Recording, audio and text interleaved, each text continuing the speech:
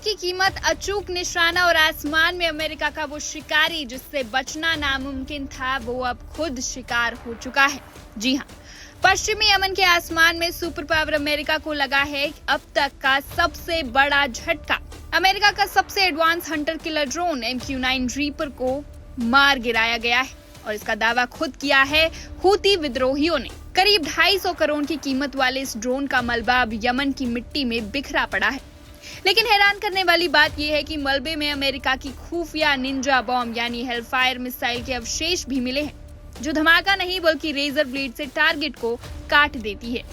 सैन्य विशेषज्ञों के मुताबिक ईरान और हूथियों ने मिलकर अब तक अमेरिका के 40 से ज्यादा रीपर ड्रोन ढेर कर दिए, यानी $1 अरब से ज्यादा की अमेरिकी संपत्ति खाक हो चुकी है। साफ है कि जिन हूथियों को कभी कमजोर समझा जाता था, आज उनके पास अमेरिका को टक्कर देने वाला एयर डिफेंस सिस्टम है। अब यमन के आसमान में अमेरिकी ड्रोन की नो एंट्री का बोर्ड लग चुका है। क्या $1 अरब से ज्यादा का नुकसान झेलने के बाद अब अमेरिका मिडिल ईस्ट में किसी बड़े युद्ध का बिगुल फूंकने वाला है?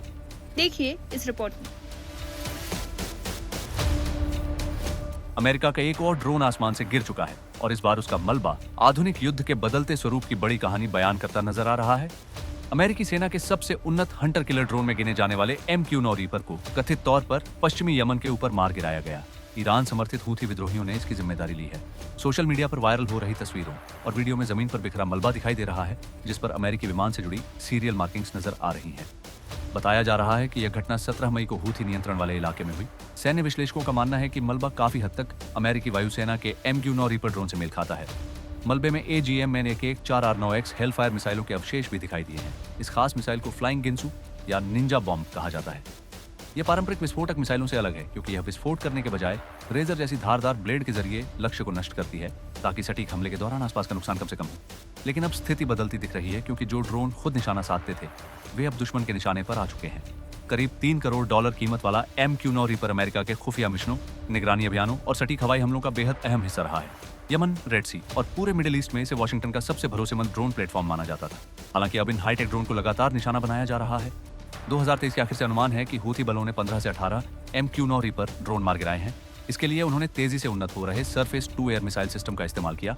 वहीं दूसरी ओर ईरानी फोर्सेस के साथ सीधे टकराव में भी करीब 2 दर्जन अतिरिक्त रीपर ड्रोन खोए जाने की खबरें सामने आई हैं। अगर इन आंकड़ों को मिलाया जाए तो ईरान और उसके क्षेत्रीय सहयोगियों द्वारा गिराए गए MQ-9 ड्रोन की संख्या अब 40 से ज्यादा हो सकती है।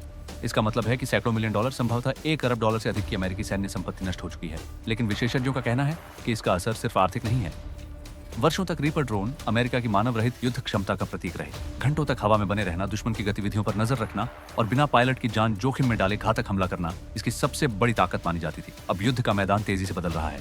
जिन हूथी लड़ाकों को कभी हल्के हथियारों वाले विद्रोही माना जाता था, वे अब ऐसे उन्नत एयर डिफेंस सिस्टम इस्तेमाल कर रहे हैं जो अमेरिका के सबसे आधुनिक ड्रोन के लिए भी गंभीर खतरा बन चुके हैं।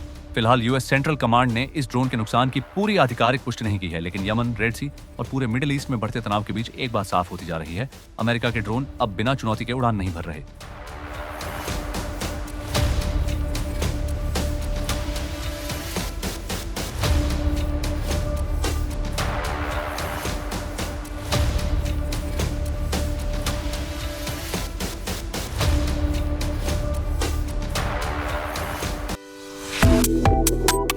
Subscribe to One India and never miss an update.